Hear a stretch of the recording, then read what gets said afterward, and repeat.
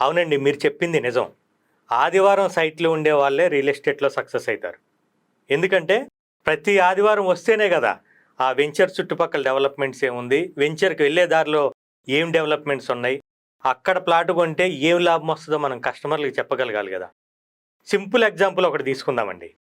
మన ఫ్రెండ్ ఎవరో గచ్చిబౌలిలోనో, హైటెక్ సిటీలోనో ఉన్నారు. ఫస్ట్ రోజు మనం ఆ ఇల్లు తెలీదు. ఎళ్ళాలనుకుంటాం. ఎలా ఎళ్తాం?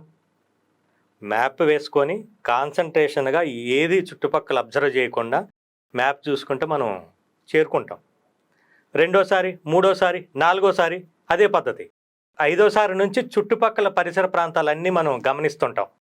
ఆ షాప్ పక్క నుంచి లెఫ్ట్‌కెళ్ళాలి. ఈ షాప్ పక్క నుంచి రైట్‌కెళ్ళాలి. అట్లా చూసుకుంటూ ఎళ్తాం. పదోసారి, 15ఓసారి, 20ఓసారికొచ్చేసరికి మ్యాప్ అవసరం లేదు. కాన్సంట్రేషన్ అవసరం లేదు.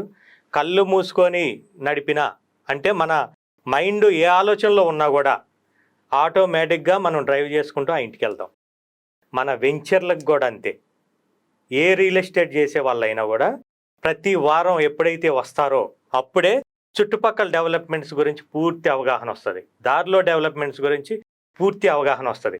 కస్టమర్‌తో ఎలా మాట్లాడాలి, ఎలా ఒప్పించాలనే విషయాలను గూడా మన తోటి లీడర్స్ ద్వారా మనకి తెలియని విషయాలను గూడా నేర్చుకునే అవకాశం వస్తది.